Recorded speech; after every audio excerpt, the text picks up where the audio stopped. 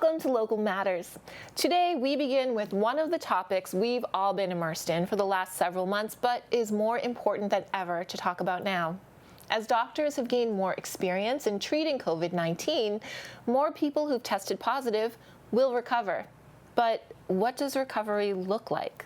Vicki Harrington guides walking tours highlighting the history of America's hometown as the owner of Spirit of Plymouth and is a COVID survivor. Vicki visited with Julie via Zoom to tell us her story. Julie? Hi, Vicki. Welcome. Vicki Harrington, you are the owner of Spirit of Plymouth Walking Tours. Welcome today. Thank you very much. Can you tell me about Spirit of Plymouth Walking Tours? What is it and how did it start? Sure. We give historic walking tours of downtown Plymouth. They last about 90 minutes. And I started doing them because I worked for Colonial Lantern Tours for many years as a tour guide. And they closed down when the owner retired, and I missed it. And I was too afraid to start my own, and friends kept saying, well, why not? Well, why not?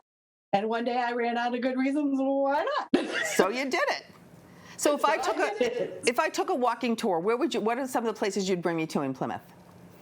We generally start at the Hedge House Museum, where I am also a docent for the Plymouth Antiquarian Society in the summertime. And then we walk along the waterfront to the Mayflower, to the Rock, over to Governor Bradford, up to Chief Massasoit, and then all the way up Blyden Street, which of course is the oldest street in town, and even presumably, potentially the oldest in the country, and talk about the original site of Plymouth Plantation. Then we jump forward in time to the American Revolution, and I talk about Mercy Otis Warren, a colonel who was once a school teacher in Plymouth named Alexander Scammels. And we wander back down along the edge of the graveyard and back down North Street and return to the Hedge House. Awesome. So people get a lot of history in this tour, a lot of history. Absolutely. Local history. That's yes. Great. That's excellent. Now, how has the pandemic affected your business? Are people still going on the walking tours? I have only this summer allowed single family units to come on tours because I did not want people infecting each other, having had it myself. And I really wasn't able to walk the tour route till probably the end of July, early August in any case. I'm getting my own finger in my camera. And so this was supposed to be my breakthrough year, Plymouth's 400th celebration, and everybody's coming and all this excitement and hoopla and hype. And of course, every single large party that I had canceled, including my very first booking with a actual tour operating company called Memories Incorporated. But it is what it is. You have to be safe. And fortunately, I'm still just a tiny little home run business with minimal overhead. Yep. And so we'll be just fine. Good. And it will come back. We did salvage the season with a murder, mystery, and mayhem tour. Excellent. We had an interactive street theater performance going on. Good. And we just asked each family unit of or traveling parties to stay 6 feet from one another. Excellent. Good for you. Let's talk about you. You are a COVID survivor. You did contract COVID. Can you tell me about when that happened and how you got it? Yeah, sure. I believe it was about March 20th. I was at work and I had what I thought was my usual winter cough. And I do that all winter long every year, so it was no concern to me. I didn't feel ill in any way. And I left the office that Friday, and I work in Sandwich for disaster specialists during the day. And by the time I made it home, I was coughing so hard I could not sing along with the radio. Wow. But it was another 9 days before I could even get tested. They just weren't available. And I'd call, oh, you haven't been out of the country. You haven't been to a conference. You don't know anybody who's ill. And finally, I couldn't breathe. I called the hotline and answered yes to whatever they asked me. Right. So did you just have the cough, or was there other symptoms that you had? Did you have a fever? Did you have shortness of breath? I had horrible shortness of breath. I lost my sense of taste and smell. Yep. Which I didn't realize until my son, the paramedic, asked me about it. I felt so miserable. The fatigue was the worst. I only had a minor fever that lasted less than 24 hours. That's why one of the reasons they didn't want to test me. But I ended up having pneumonia in both lungs. And did you have to be hospitalized? I couldn't take a deep enough breath to yawn. Oh my! Did you have to go in the hospital? I was only in the emergency room at Mass General for about 4 hours. Okay. My oxygen levels stayed at 96. which is considered normal even when I got up and moved around. So they sent me home. The poor nurse was apologizing all over the place. Even a week ago, we would have kept you for this. I'm so sorry. And she offered me a wheelchair to get me back outside. And I said, oh no, if I can't walk out of here, I'm not leaving. So were you just treated with over-the-counter medications? You just treated your symptoms? Is that what happened? Pretty much. They gave me IV fluids in the ER, and they gave me 2 different antibiotics. Now, antibiotics will not treat a virus, as most people know. However, they will keep the pneumonia fluid in my lungs from becoming infected with bacteria.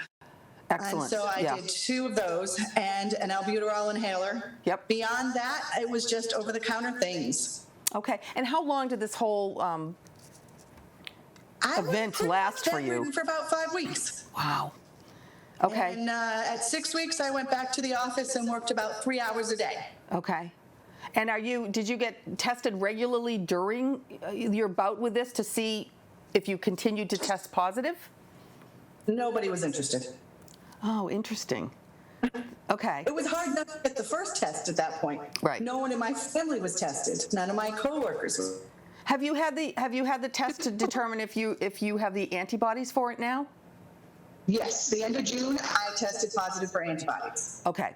So we don't know this, but it is assumed if you have the antibodies, you can't get at least the same strain of COVID again. But we don't know that for sure, correct? We don't know yet. So, Yeah. masks. Tell me what you feel about masks. And now the governor has just ordered a mask mandate for everyone in the state, everywhere, even outside. How do you feel about masks? I think everybody should be wearing a mask. I also think that people should not assume that that keeps them 100% safe and that they can, hang out and hug and kiss and do all the things we used to do, because it's not 100%. However, if you sneeze into the air or if you sneeze into your hand, you can clearly see the difference. So it makes perfect sense to me to wear a mask, and everyone around you should be wearing a mask. And choosing not to wear one is a really selfish choice, because you're not protecting yourself by wearing a mask. You're protecting the people around you. Exactly. And I just walk around, if you assume that everyone is positive, then you always kind of take the most logical path to not get infected. You always keep your distance, you always wear a mask, wash your hands constantly, and that's the best you can do, I would think, for what we know right now. Absolutely. Just take it seriously. Yeah. Why would you be careless about a disease deadlier than that? Right. And now that we're going into the winter. Period. Right, exactly. Yeah. Exactly. And how do you... With the flu, within 2 days, 2 to 5 days, that you're the one who's ill. With this one, it could be 2 weeks you're walking around with no idea. And the fact that there's so many people walking around asymptomatic that have this and don't know they have it, which is really unusual, because with the flu that never happens. You have symptoms if you have the flu. With this, there's an awful lot of people who don't have any symptoms. So it's a scary disease that way, because it's a silent disease. You don't know who has it. Exactly. So how do you think we are taking care of each other during this? Or do you think people have come together more, or has this separated us? In some ways, we've come together, and people that we are close to and know about, people I would have never guessed would come to my rescue, were bringing me food or Gatorade or picking up medication, making sure we had everything we needed. I know a lot of people who are donating to food pantries who never thought about it before.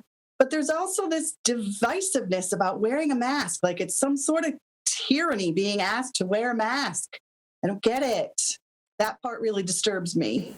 Yeah, it's a very small ask, really, of everyone. When you think about it, it's a pretty gross. small I ask. get sick of it. I don't ever want to see a mask again. Yeah, I know. I'm still I know. wearing it. Yeah, we want to get this over and done with so we can go back to not wearing a mask. Exactly. Right. Well, I'm so glad you look wonderful. You look healthy. Any lingering side effects from this at all, or have you kind of gone back to where you were before? I'm pretty close to normal. I'm out of breath much sooner than I would normally be. But that would be the same for any kind of pneumonia. I'm 54 years old. You don't get your strength back like you did in your 20s. That's right. Don't. It'll be time. Right.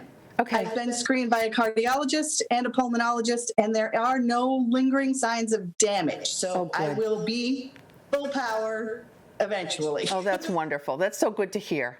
It's good to hear a good story. Vicki, thank you so much for joining us today and for sharing your story. And good luck with the walking tours. And I hope next year you have tons of people that go on them all the time. Thank you so much. Take care and be safe. Okay, you too. Bye-bye. Back to you, Elizabeth. Thank you, Julie. Vicki, we wish you continued good health, and thank you for sharing your experience. The history of Plymouth can't be accurately told without the contribution of women. On November 7th, the Plymouth Antiquarian Society and Pilgrim Hall Museum invite you to learn about the female pioneers and trailblazers who helped shape the foundation of this country. Join Dr. Donna Curtin on a virtual tour of Burial Hill, where she'll take you through 400 years of extraordinary women. The tour will be streamed live through both organizations' Facebook pages, and you don't need a Facebook account to view the tour. For questions, email Dr. Ann Mason at director@PlymouthAntiquarian.org. Stick with the Remarkable Women in History theme and sign up for Plymouth Public Library's virtual visit with author Catherine Aalto when she'll be discussing her book, Writing Wild: Women Poets, Ramblers, and Mavericks Who Shape How We See the Natural World. From 11 a.m. to 12:30 p.m. on November 9th, explore female nature writers of the last 200 years. You can check out an ebook of this title through Hoopla to read before or after the event. To register, visit PlymouthPublicLibrary.org. Podcasting is the wave of, well, right now. Whether you prefer news, music, documentaries, or scripted programming, podcasts are an informative and entertaining way to pass the time. But what are they, and where do you get access to them? On November 13th, visit the Duxbury Senior Center with your smartphone for Podcast 101, a program that will cover all the things you need to know about this exciting form of audio entertainment. This is an in-person event and has limited spots available. To register, visit duxburyseniorcenter.org. Discover the music maker in you.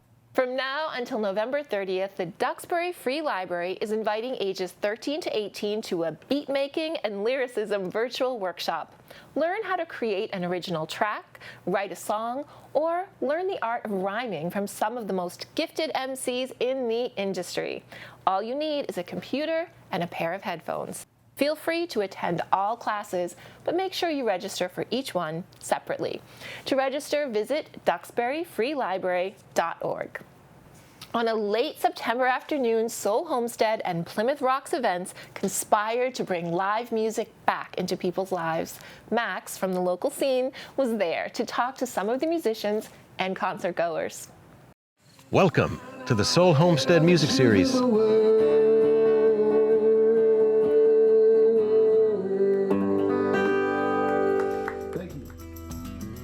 We really love bringing people together and having music on the farm. It's such an important part of our mission here to have culture and arts.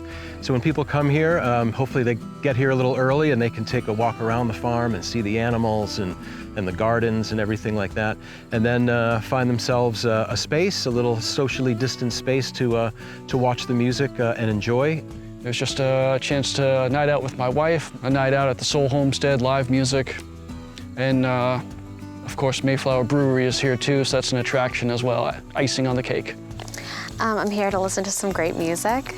Jake Hill and Mountain Weekend, two extremely talented, performers, well, band and performer. Hi, my name is Jake Hill. I am a singer-songwriter. I've been doing this for about 20 years. It's kind of folk music, Americana music, just American music. Band's called Mountain Weekend. We are from Middleborough, Massachusetts, and we play New England-style Americana. So we've always had music here at Soule in the summertime, and this year obviously it's been a little different, but basically it's just us working with the town. How many people could we have on site? 50 people right now is the maximum for something like this. That includes the bands, that includes the staff and the help here. So really it's just a matter of working with the town to make sure we could have the bands here. Everybody, obviously it's a farm, there's plenty of space to distance properly. And so that's really what it was, just working together with the town to make it happen. Since COVID arrived, we haven't played live. So this is our first time, so we're at the end of September. This is our first time playing live since January 3rd of 2020. So it's definitely affected us and our ability to get out there and get our songs in front of people. For us, we really build on the energy of the audience and on the crowd. So for us, it's everything. I mean, it's fun to play together in the studio and write songs and practice, but the whole point of this is to get our original music out in front of new people. So for us to be able to get in front of a crowd again is critical. So we're really excited to be here. The power of live music is a huge thing. It's a big thing for other people. It's a big thing for the performer. It's medicine for some people. So to not be able to do that for the public is a weird thing, and it's nice to be back here. I don't have any other upcoming shows. I probably won't perform again until things are back to normal, whatever that is. I'm recording a lot more, and I'm focusing more on writing and using my time that way, which is what I prefer to do anyway. So it's not really that big of a deal for me, but a lot of my friends that are national touring artists, their lives are kind of really in shambles right now, and I feel so bad for them. Am I feeling a greater sense of normalcy? You know, it does feel kind of strange to be in a controlled crowd. I'm very much looking forward to when, you know, all of these restrictions can kind of be tossed out the window and, you know, when that eventually comes. But I am thankful, you know, to be able to congregate, you know, in the way that we are right now. You know, all these steps and, you know, as we're building towards, you know, back to what we kind of had, you know, that sense of normalcy. Little progressions like this make it very exciting because it just feels like one step closer to the final destination, which is, you know, highly anticipated. How's it feel being in a controlled crowd, and is there a sense of normalcy?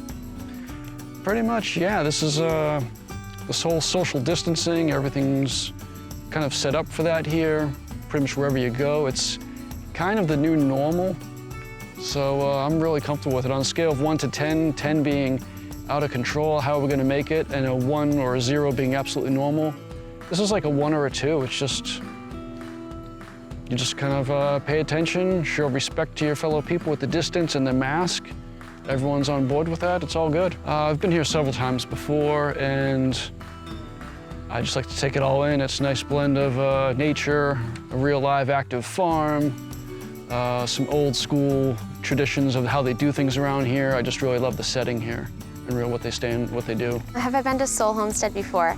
Yes, I have been. I've been here one other time. I played a show. I'm a performer myself. But a lot of my friends are local farmers and they farm out up here, and this place holds a special place in my heart and my friends' heart for that reason. I know that it supports a lot of their livelihoods. Soule Homestead, I've been coming here for a bunch of years now. I met Farmer Dave through the Plymouth Farmers Market probably about 10 years ago. And I'm all about helping these people that are really teaching children valuable things about the earth and not just, you know, scaring them into thinking that everybody's gonna be sick. So I really I love what they stand for here. And I hope one day to have a farm this size myself. Personally, my connection to the Soule Homestead goes back to my youth. I had some good friends that lived here for a while when I was in high school. I can remember being here as a kid, just enjoying this property. And so for me, it's definitely sentimental to be here. I've seen some great concerts here in the past as well. And so for me, it's sort of a moment of, it's a moment of sort of nostalgia to be here again. As far as tonight goes, I think it's gonna be great. It's gonna be, there's a good crowd here tonight, as many as we can fit. And I think it's gonna be really rewarding for us to just play our songs again in front of people.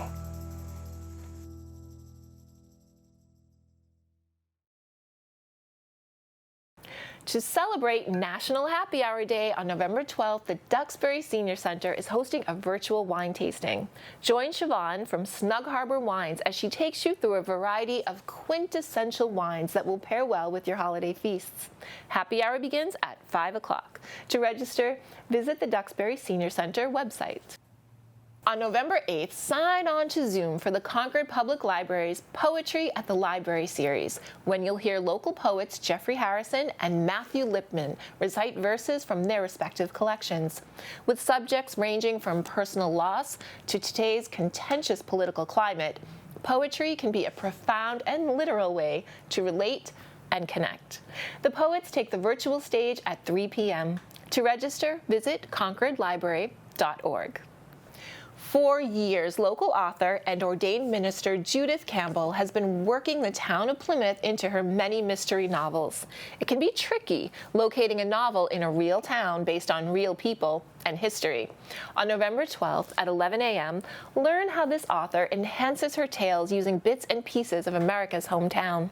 Visit the Plymouth Public Library's website to register for this free virtual event. The Medicare Advantage and Drug Plan open enrollment is now open. Here are some tips to help you through open enrollment. Check your mail. You'll be getting information about any changes in coverage to your current plan or assistance in paying for prescription drugs. Take the time to read through what is covered in your current plan, because cost, coverage, providers, and pharmacies in their network can also change. Go online and visit www.medicare.gov to review your own healthcare visit information, review payments and claims, view your preventative benefits, and print medication lists. And to get local assistance, call your local senior center where a representative from SHINE is eager to help you. SHINE is an acronym for Serving the Health Insurance Needs of Everyone, and provides free, unbiased counseling, information, and assistance to Massachusetts residents with Medicare, their caregivers, and those approaching Medicare eligibility. Statewide, there are more than 600 certified volunteer counselors trained to assist residents with Medicare. Open enrollment runs through December 7th. When you combine music and science together in a live performance, you create something out of this world. Composer David Ibett teams up with the Museum of Science on November 12th to host Multiverse, Octave of Light. The Charles Hayden Planetarium is the stage where music, stunning visuals, and a breakdown of exoplanet science from Dr. Clara Souza Silver will converge in this live and free online event. Visit the Museum of Science Facebook page to register.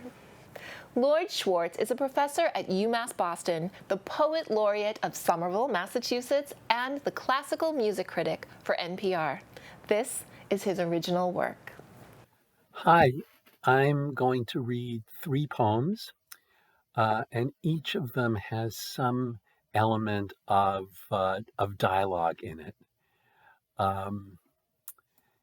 The first poem is Renato's Dream, Brazil, 1991. Such a sweet dream. I dreamed I was having a conversation with the great poets, Manuel Bandeira and Carlos Drummond de Andrade. I was born tired, hungry, and cold, I said. And Drummond answered, I too.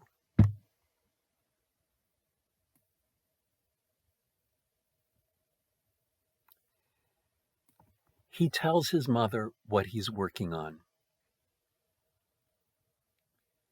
I'm writing a poem about you. You are? What's it about? It's the story about your childhood, the horses in the river. The ones that nearly drowned? I saved them. You told it to me just a few weeks ago. I should dig up more of my memories. I wish you would. Like when I lived on the farm and one of the girls fell down the well? Yes. I forget if it was Rose or Pauline. It was a deep well. I remember that story. Have you finished your poem? I'm still working on it. You mean you're correcting it with commas and semicolons? Exactly. When can I see it? As soon as it's finished. Is it an epic? It's not that long. No, I mean all of my thoughts, the flashes of what's going through my life, the whole family history, living through the woe, the river and the water. I know. Will it be published? I have to finish it first. It's better to write about real life. That's more important than writing something fanciful. I try to write all my poems about real life. You see, the apple never falls far from the tree. I guess not. You're my apple. There's probably a worm crawling through that apple. Then it's got something sweet to chew on. Well, you're my tree. Yes, I'm your tree. You're an apple. I'm a tree. And the last poem is actually a sestina. 6 words. Yes, no, maybe, sometimes, always, never. Never? Yes. Always? No. Sometimes. Maybe, maybe never sometimes. Yes, no, always. Always, maybe. No, never, yes. Sometimes, sometimes, always, yes. Maybe never. No, no, sometimes. Never. Always? Maybe. Yes. Yes. No. Maybe. Sometimes. Always. Never. Thank you very much. Thank you, Professor Schwartz, and thank you for staying with us for this episode of Local Matters. We're committed to shining a light on the places, resources, and people of this community where everyone's story is equally important, regardless of where you come from, who you love, or who you vote for. From all of us at PAC TV, have a happy and safe week. We'll see you next time.